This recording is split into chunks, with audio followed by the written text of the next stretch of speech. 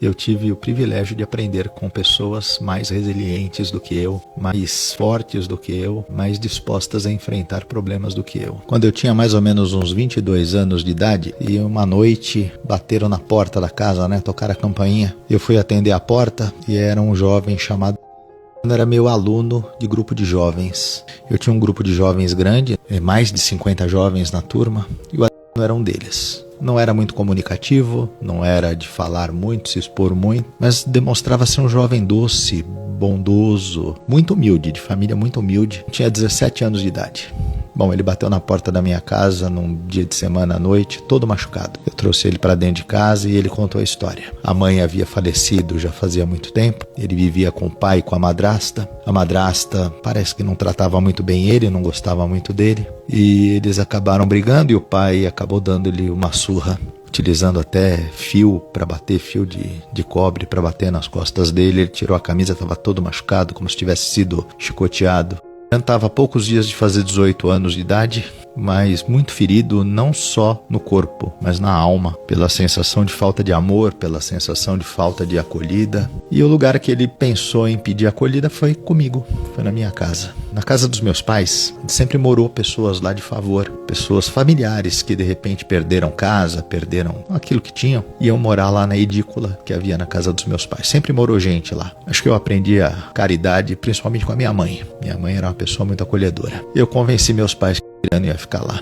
Ele não queria voltar para casa, eu tentei convencê-lo, eu até me dispus a ir junto para conversar com o pai, mas não, ele disse que não tinha como voltar para casa. Eu não vou me lembrar quanto tempo, acabou morando na minha casa nesse período, talvez por 1 ou 2 meses, até que ele completou 18 anos de idade e procurou uma pensão. Ele trabalhava, ele tinha um emprego e aí ele conseguiu pagar essa pensão e se mudar para pensão. Ele não tinha intenção de dar trabalho para nós, ele só não tinha para onde ir, ele não tinha quem acolhesse e eu acabei acolhendo ele. Eu não estou contando aqui essa história para falar sobre o que eu fiz de acolher esse jovem, mas é que eu acordei refletindo sobre o seguinte: às vezes você vai ser uma pessoa boa, uma pessoa honesta, correta, bondosa, como era um doce de jovem, mas olha que vida desafiadora. Perdeu a mãe cedo, não tinha o afeto que talvez ele pudesse receber, como compensação da madrasta, não tinha a compreensão do pai, o diálogo. Vamos lembrar que a gente está falando de uma época de mais de 30 anos, tá? A sociedade era outra, a visão era outra. Talvez alguém questione dizendo por que não levou ele na polícia, por que não denunciou esse pai. O mundo era muito diferente, a maneira de ver as coisas, a maneira de lidar.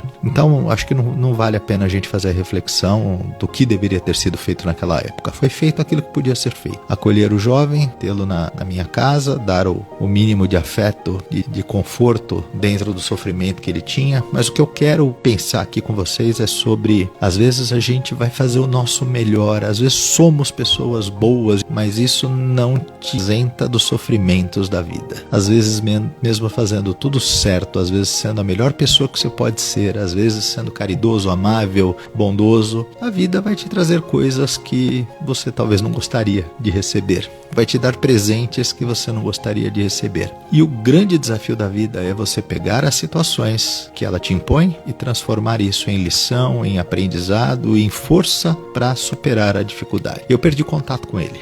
Depois de algum tempo, acabou aquele curso de jovens, aquele grupo de jovens, ele seguiu o caminho dele e nunca mais eu falei com ele. Me ensinou muito mais, ele me ajudou muito mais do que eu ajudei ele. Porque eu não sei como eu reagiria na situação dele. Talvez eu tivesse desmoronado, perdido o chão e desistido de viver. Mas ele, apesar de tudo, ele foi resiliente, ele continuou lutando, ele foi lá buscou amparo com um amigo, mas depois caminhou por conta própria. Então logo ele pôde, quando fez 18 anos, ele foi buscar morar sozinho. Ele falou, não quero dar trabalho para vocês. E outra coisa, tá? Um tempo depois ele me contou que o pai o procurou e eles fizeram as pazes. Eu não me recordo se ele voltou a morar com o pai, mas eu sei que o pai o procurou para eles se entenderem e eles se entenderam. Peça socorro para alguém. Não importa que se não é teu parente, se não é teu próprio, peça socorro.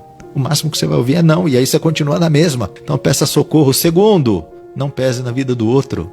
O teu problema é o teu problema. Quando você começa a transferir o teu problema para os outros e achar que o outro tem que resolver, você acaba afastando as pessoas. E foi o que ele fez. Mesmo eu estou fazendo essa reflexão hoje, mas naquela época ele não quis. Ele pediu ajuda, mas ele não quis trazer problemas para a minha vida. Então que logo que ele fez 18 anos, ele pôde alugar uma pensão, um quarto numa pensão e foi morar sozinho. Terceiro, não mude a tua essência, mesmo a vida te dando coisas que às vezes não parecem tão boas assim. Mesmo a vida te judiando, te machucando, não muda aquilo que há dentro de você. Continua sendo bom, continua jogando o jogo que você sabe jogar. Já tem muita gente aí com escuridão no coração, não queira ser mais um, não queira pegar as dores que a vida te traz e escurecer a sua própria vida, a sua alma. Que a dor que a vida traga sirva aí de combustível para você iluminar mais ainda aí tua mente, teu coração, para ser melhor ainda do que você já é.